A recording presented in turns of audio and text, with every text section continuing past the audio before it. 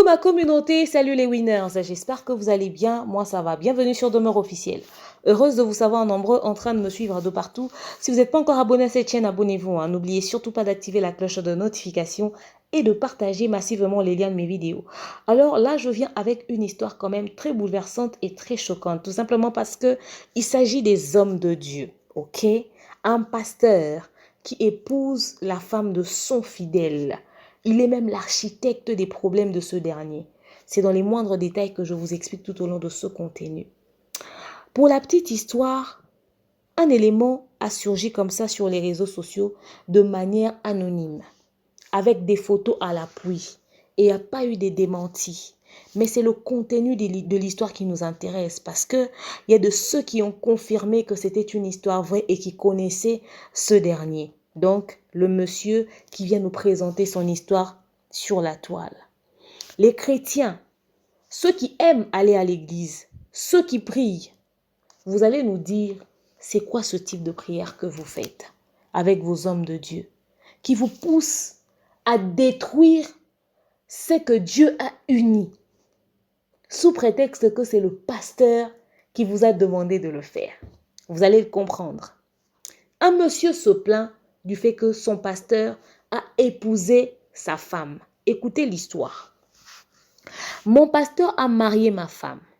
Je suis mariée à Madame Tina Bright depuis 12 ans, avec 2 enfants, une fille et un garçon.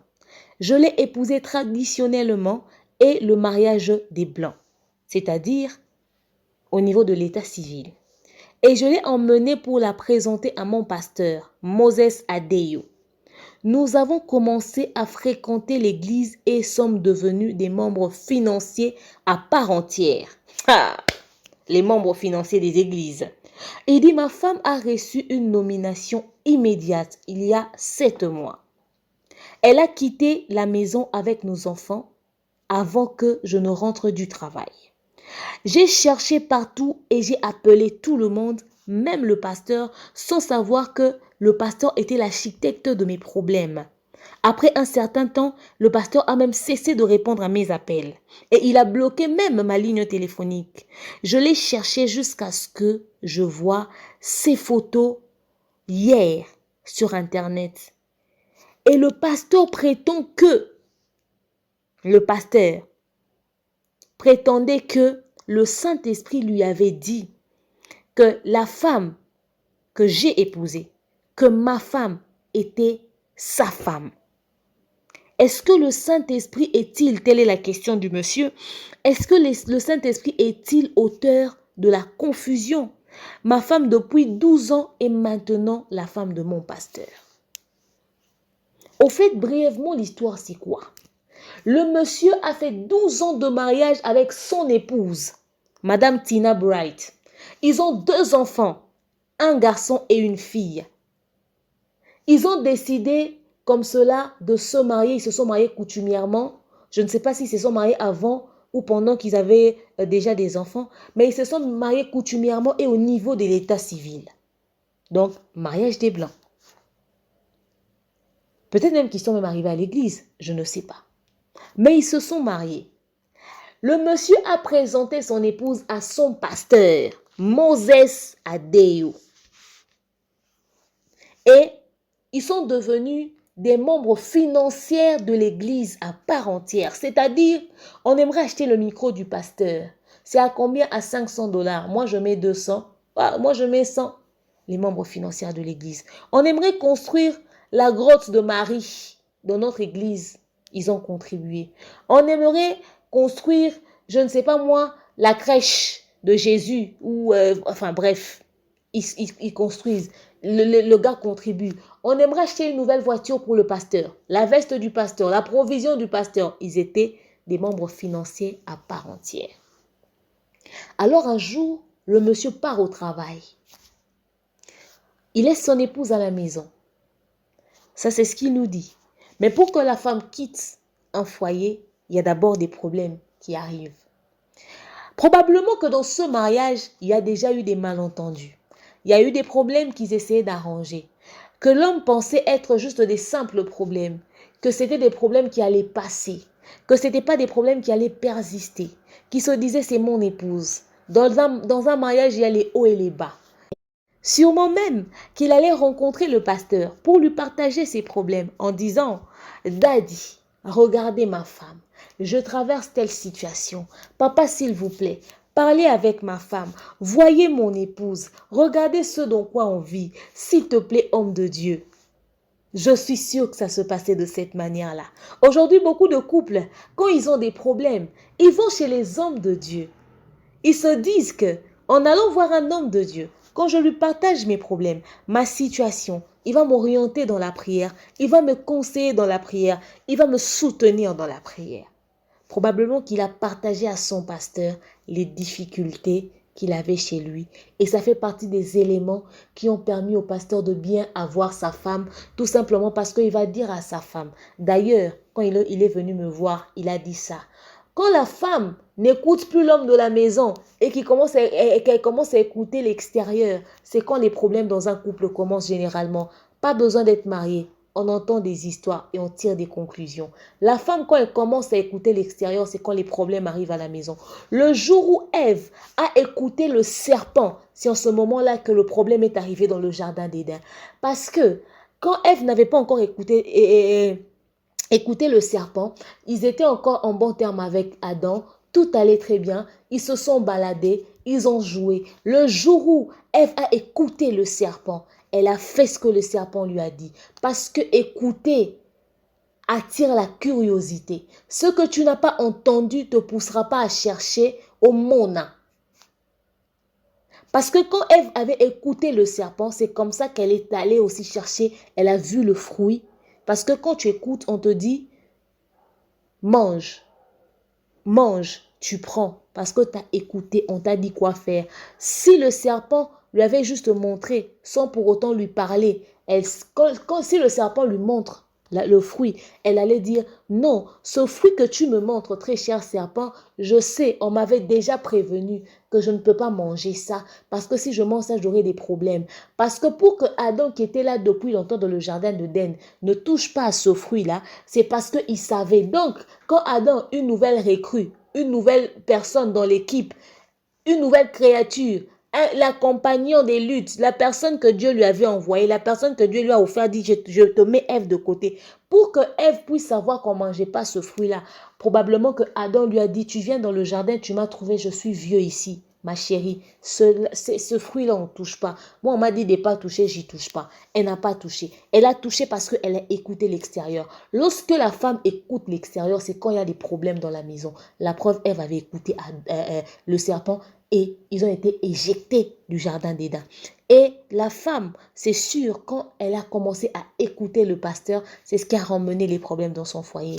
Et si le mari avait le malheur de ramener les problèmes qu'il avait dans son foyer à son pasteur, qui était sa rivale sans qu'il ne s'en rende compte, pour qu'une femme puisse réussir à baisser son caleçon chez un autre homme, il y a eu des choses qui l'ont convaincu à le faire.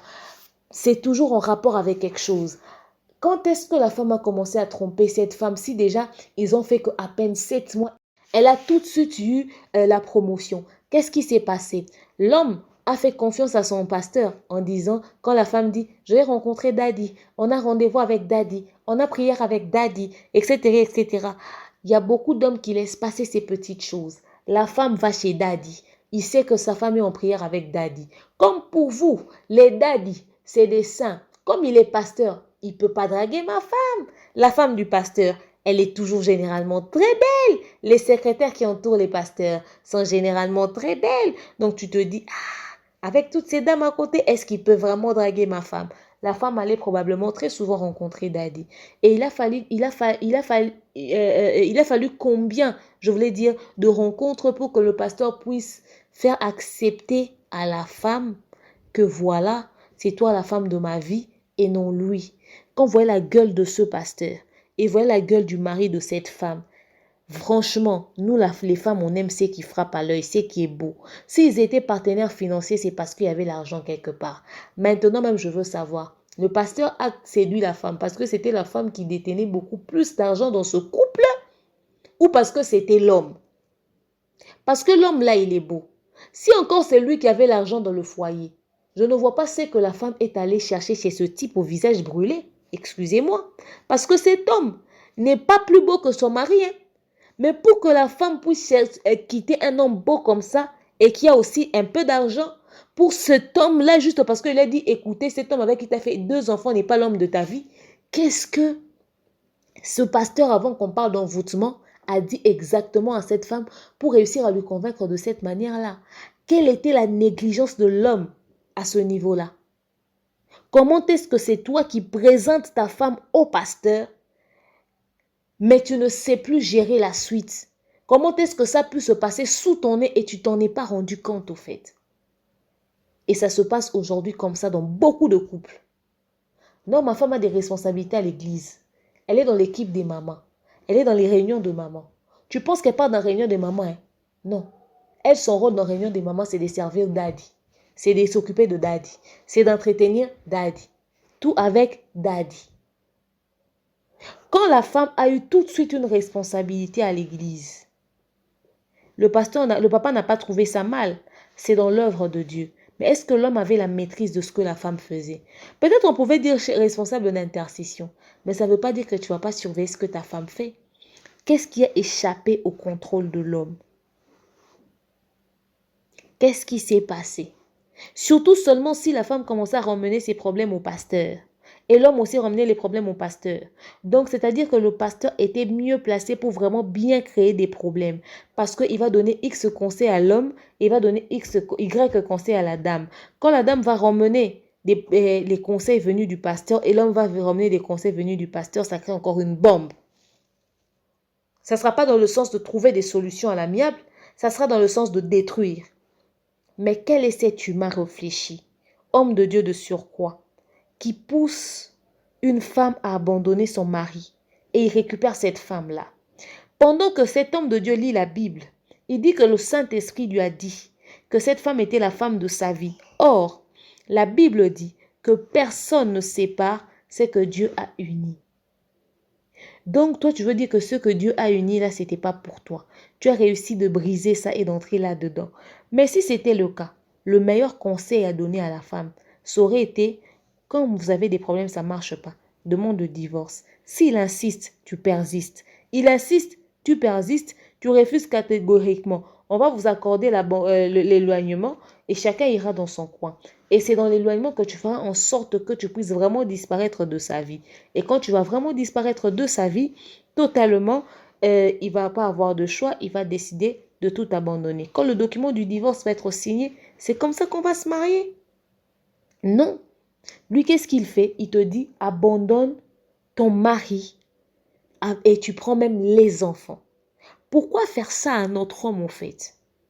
Et comment une femme qui dit avoir été... Parce que quand les femmes sont très amoureuses, même si elle veut te quitter, mais puisqu'elle t'avait quand même un minimum aimé, il y a des choses qu'elles ne font pas.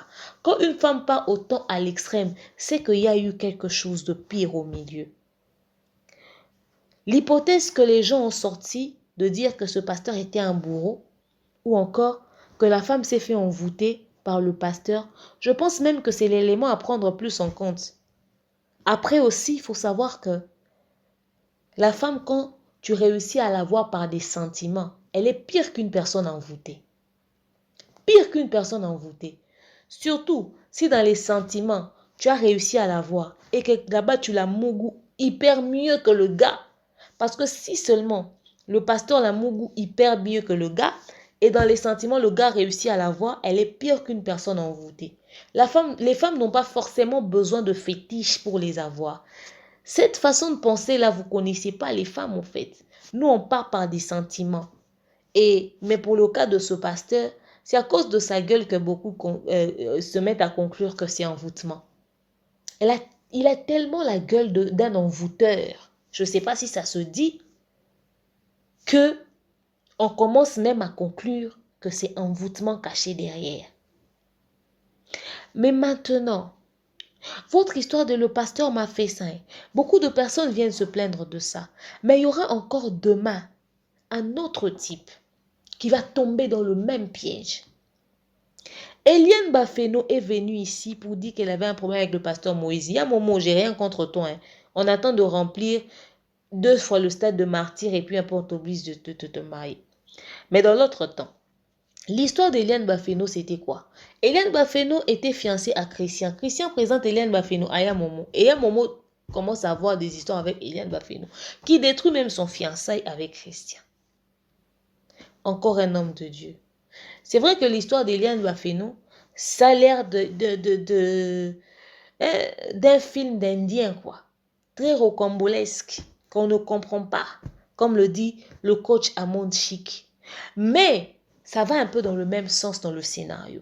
C'est-à-dire que il est temps que les hommes puissent avoir un œil très regardant sur les relations qu'ont leurs femmes avec leurs pasteurs. Aujourd'hui, les femmes dans le mariage n'obéissent même plus à leur mari. Je pense l'avoir dit plus d'une fois. Mais elles obéissent à leur pasteur. Ton mari te dit, toi tu ne vois pas que moi, ton mari, je suis à la maison. J'ai besoin de toi. Je veux que tu t'occupes de moi. Même la Bible nous demande d'arranger d'abord chez nous. Toi, tu réponds à ton mari. Papa, les enfants sont là. Il y a Christelle a déjà grandi. Elle peut te servir, non? Il y a Mathieu peut te mettre l'eau dans la douche pendant que Christelle te sert. Et tu vas regarder le match. Tu appelles tonton Olivier au téléphone. Vous allez parler. Moi, Daddy avait dit que je dois arriver à temps. Quand c'est papa qui doit être servi à la maison, c'est ya Christelle qui sert. Quand papa doit aller se laver, il y a Mathieu. Tu pars à l'école, tu es en retard, tu sais ça. Tu as fini de te laver? Tu as fini de te laver? Ok. Remplace l'eau chaude qui est dans la douche pour papa. Mais pour papa, l'eau chaude, il va venir se laver. Il y a Christelle, tu as fini de repasser ta chemise? Ah, prends la chemise de papa et son pantalon, oui, repasse ça. Oui, repasse pour papa et son cinglet, s'il te plaît. Elle s'est même pas levée du lit, en pensant qu'elle fait quelque chose de réfléchi sur son téléphone, qu'elle lit même ne serait-ce que la Bible sur son téléphone, ou elle suit même une prédication. Non, probablement qu'elle fout rien. Soit elle regarde la rediffusion d'une pièce de théâtre de Bellevue TV qu'elle avait ratée. C'est quand le pasteur vient à la maison que tu sais que ta femme est soumise. Mais plus à toi, elle est soumise à son daddy. Parce que toi, quand tu viens, c'est à Christelle qui te sert. Mais quand le daddy vient, déjà que c'est Christelle qui te sert la nourriture que maman Nathalie la bonne avait cuisinée.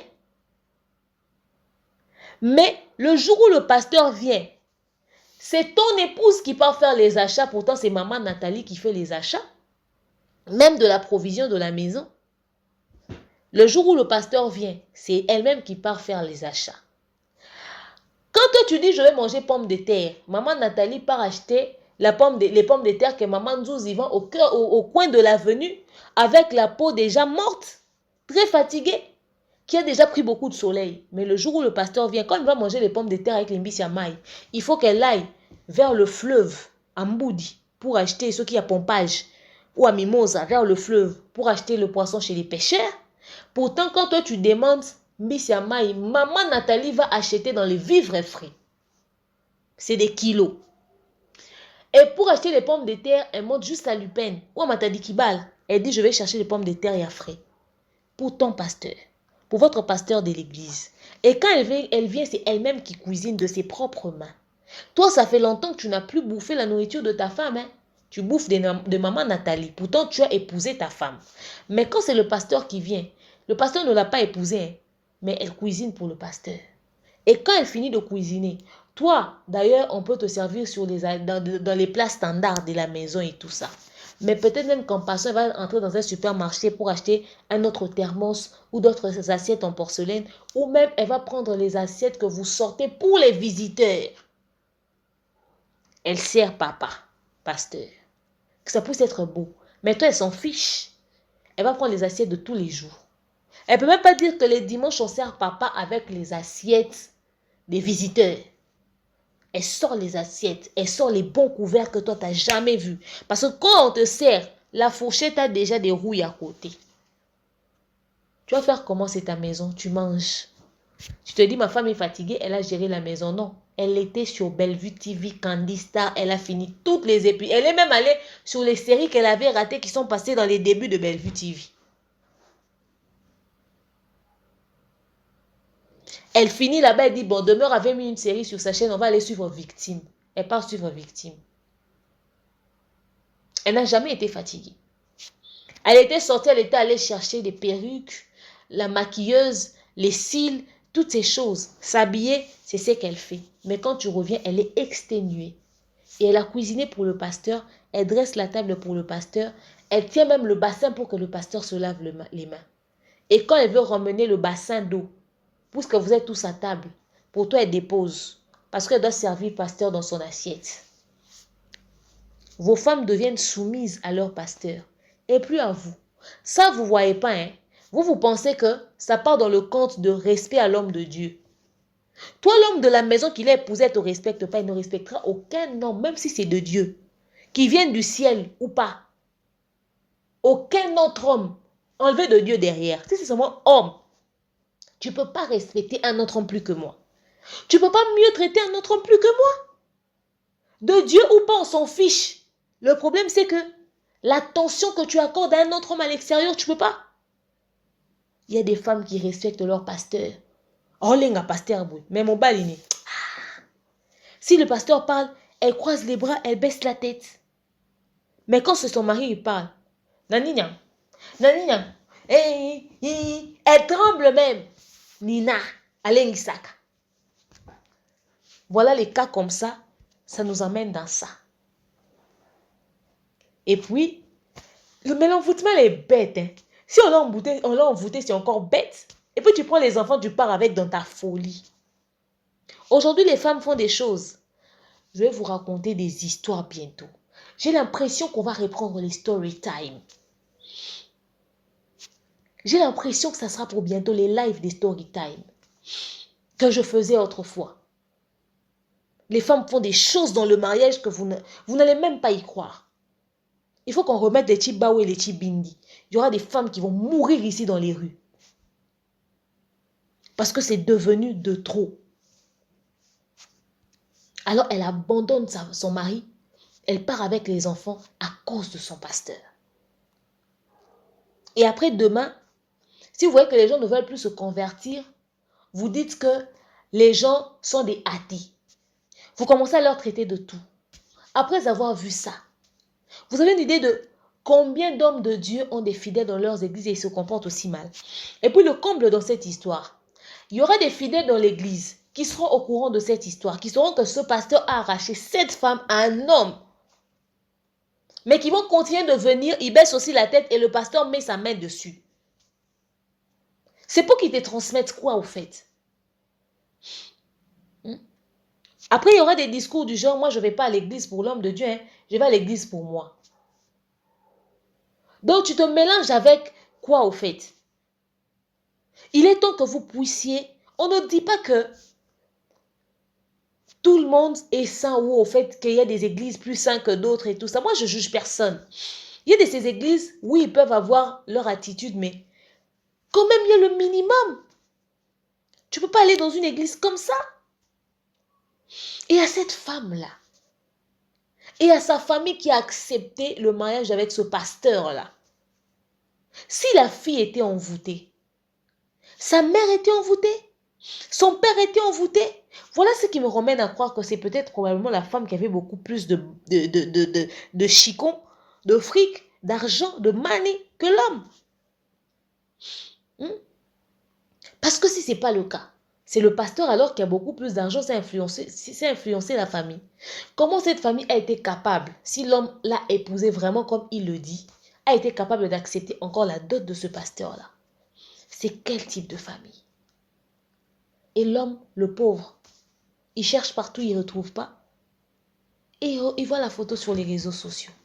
C'est quel choc ça.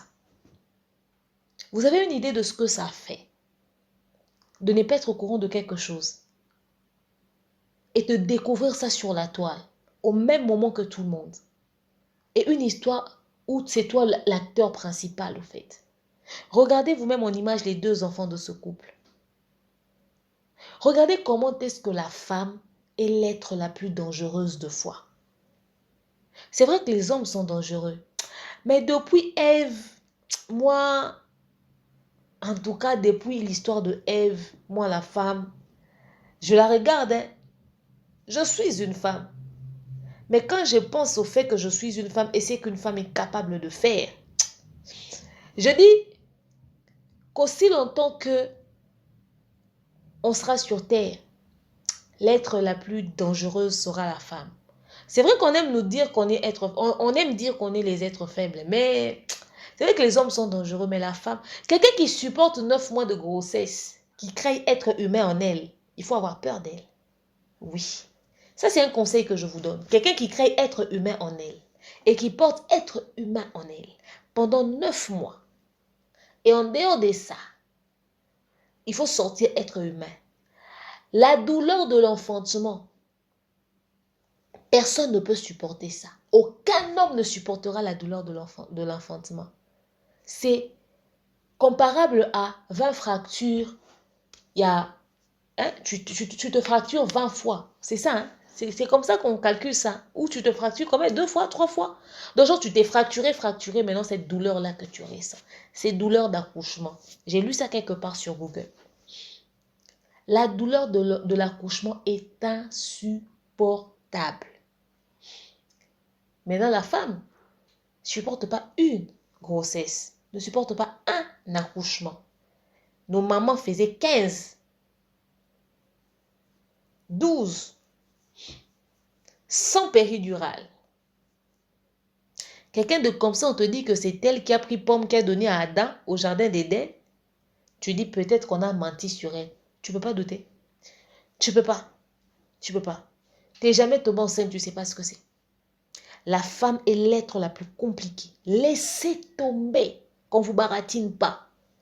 C'est vrai que la femme, quand elle met tout son cœur en amour, elle est très vraie. Et quand la femme subit un choc, c'est atroce.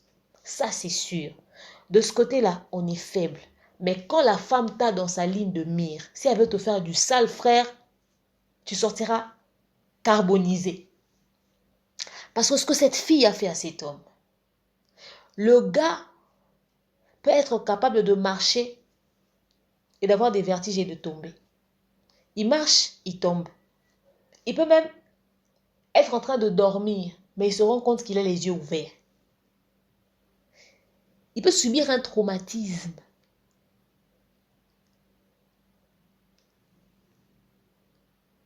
Il peut subir un traumatisme. La femme. Voilà pourquoi je dirais aux femmes aujourd'hui, écoutez, nous sommes porteuses de bénédictions et nous sommes aussi porteuses de problèmes. C'est la femme qui a ramené le fruit à Adam, ça nous a ramené des problèmes. Mais c'est la femme qui a ramené la nouvelle de la résurrection du Christ. Vous voyez comment est-ce que notre situation a été récupérée dans la Bible? On a ramené un problème au monde, mais on a aussi ramené la bonne nouvelle. C'est pour nous dire qu'il est temps qu'on fasse le choix. Il est possible de bien faire les choses aussi à un moment donné. Il est possible de bien faire les choses aussi à un moment donné. Personne ne peut te pousser à faire quelque chose contre ta volonté. Mais quand tu sais que tu n'es pas d'accord avec quelque chose, il y a un forme à l'autre. Laisse et pars. Qu'on t'accuse de quelque chose, mais qu'on ne te trouve pas dans ça. Une femme qui commet une bêtise, ça nous concerne tous au fait. Parce qu'on va tous nous indexer. Neti ya lulengo. Banda to banda osamba mambo investi la rate. To bakisi na ye.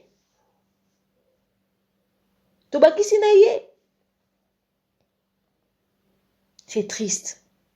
Et mettre les enfants dans de telles conditions. Éloigner les enfants de leur père pour leur emmener à un type qui a été incapable d'être un vrai homme, de se trouver une femme pour épouser. Tu crois aussi à ça que le Saint-Esprit a dit? Ce Saint-Esprit qu'il a parlé, là, il devait seulement lui montrer la femme de quelqu'un. Oui, il est possible que tu puisses être la femme de quelqu'un et tu t'es retrouvé dans une histoire, mais Dieu va susciter une situation. Dieu va créer un événement qui va te remettre au pied de celui que lui, il t'avait destiné pour toi. Ça arrive, non? Il y a des gens qui se sont mariés un jour, ils ont divorcé et puis ils ont retourné chacun et tout, voilà. Si c'était ça, il fallait rentrer en prière. Que Dieu te parle aussi. Ça peut arriver. Beaucoup de mariages ne marchent pas aujourd'hui parce que les gens n'ont pas épousé les bonnes personnes. Tu n'allais pas être la première. Et comment est-ce qu'il a eu en moins d'une année autant de facilité de venir te passer ce message et toi, tu as pris tes enfants et t'es parti. Et beaucoup de femmes sont dans ces conneries. Il suffit que le pasteur lui dise n'importe quoi. Aucun discernement. Si c'est une prophétie, la Bible dit ne méprisez pas la prophétie. Mais discernez. Vous entendez par où? On doit vous parler, plutôt on doit vous parler en araméen pour que ça puisse rentrer. Et les hommes de Dieu sont à la base de beaucoup de problèmes dans beaucoup de familles aujourd'hui. Soit ils ramènent une mauvaise prophétie qui divise les familles, soit papa est sorcier, maman est sorcière, ou c'est soit ce sont eux les... Mais non, s'il était un vrai oui-dit, ce dernier ne pouvait même pas ne pas répondre à l'appel de cet homme-là. Il fait dire, papa, moi le Saint-Esprit m'a dit. Pourquoi ils ont fait ça en cachette? Quelque chose qui est bien aux yeux de Dieu et du monde. Puisque c'est Dieu qui vous a dit ça. C'est le Saint-Esprit qui a parlé. Mais vous n'aviez pas besoin de vous cacher. On te fait faire un truc clandestinement. On te cache, et puis bam, on te sort en marié. Et tu es dans ça aussi. Ou on fait ça, on se cache d'abord. Et puis tu sors. Non. Ne faites pas ça clandestinement. Il fallait au moins que 2-3 personnes de votre entourage le sachent. S'il n'a pas entendu la rumeur, il est en train de... Et puis, aujourd'hui, il y a des gens qui ont la capacité de garder, de cacher, de gérer les choses. Hein? Non, l'humain, homme ou femme, c'est des êtres quand même compliqués. Hein? Tout ce qu'on peut dire aujourd'hui, ça ne changera pas. L'humain ira toujours vénérer un homme de Dieu en oubliant qu'il peut lire lui-même son Matthieu 7,7 et comprendre ce qui est écrit, puisque la Bible est dans toutes les langues. Allez prier, écoutez la parole de Dieu, mais choisissez où vous mettez vos pieds. Et n'oubliez pas que ton pasteur est un être humain comme toi. Respecte-le en tant qu'homme de Dieu à cause de l'autorité que Dieu a mise sur lui. Mais il est possible de détecter un marmailleur de loin. Je ne connais pas ce pasteur, je n'ai jamais entendu sa prédication, je vois sa gueule, je sens que c'est un marmailleur et le résultat est là. Beaucoup de chrétiens sont dans des églises où on regarde, on voit qu'ici, il n'y a pas le Saint-Esprit, mais ils sont à fond dedans. Le pasteur qui te fait faire des pratiques qui, à la base, sont anormales. Vous êtes envoûté, mais vous êtes toujours dedans. Il est temps que les chrétiens puissent se réveiller. Un jour, j'ai vu un pasteur qui chicotait ses fidèles parce qu'ils n'ont pas remis la dot. Et plutôt, la dîme, excusez-moi. Ils vont vous traiter comme des chiens. Comme un jour, un pasteur a fait manger de l'herbe à ses fidèles, comme des chèvres. C'était où, en Afrique du Sud. Dernièrement, une maman, elle parlait français. Je ne sais plus c'était dans quel pays, Cameroun ou Côte d'Ivoire ou Bénin. C'était un accent du genre. Elle disait que elle est diaconesse ou diacre, je ne sais pas, elle a des responsabilités dans son église. Elle était très proche de son pasteur. Et elle se plaignait tout le temps auprès de son pasteur en disant « Ma fille se comporte mal, ma fille est turbulente, ma fille est impolie, ceci, cela. » Et elle envoyait tout le temps sa fille voir le pasteur pour que le pasteur puisse lui parler, prier pour elle et tout ça. Or, quand elle envoyait sa fille, le pasteur a demandé à sa fille qu'il puisse aller dans un hôtel pour des prières, des séances de prière. Ils sont allés dans un hôtel et le pasteur a dit à sa fille pour que je puisse retirer le mauvais esprit que tu as en toi. Parce que quand elle avait expliqué le problème au pasteur, le pasteur a dit que ta fille était envoûtée, il faudrait des prières. Alors le pasteur a dit à sa fille, pour que je puisse enlever les mauvais esprits en toi, il faut que je sorte avec toi. Et le pasteur a violé la fille. Quand la fille est rentrée à cause de ce traumatisme-là et de la pression et l'attitude, le climat qu'il y avait à la maison avec sa mère, puisque sa mère lui imposait d'aller tout le temps voir le pasteur, l'enfant s'est braqué. Maman a commencé à insister, va voir le pasteur. Elle part une deuxième fois, le pasteur abuse d'elle. Quand elle est rentrée, elle a eu peur, elle a dit, j'irai plus là-bas. La maman a insisté et tout ça. Heureusement que l'oncle était là. La maman dit, parle avec elle, sinon je vais la chasser de ma maison. Hein? Elle parle avec l'oncle, elle dit à l'oncle, là où maman m'a envoyé, le pasteur a abusé de moi 2 fois. Il y a ça, ça, ça, ça, ça. Regarde comment est-ce qu'il m'a pris de force. Regarde les traces que j'ai sur moi. Regarde ceci, cela. L'oncle était choqué. Il part dire à la maman, très en colère, regarde dans quoi tu as mis l'enfant.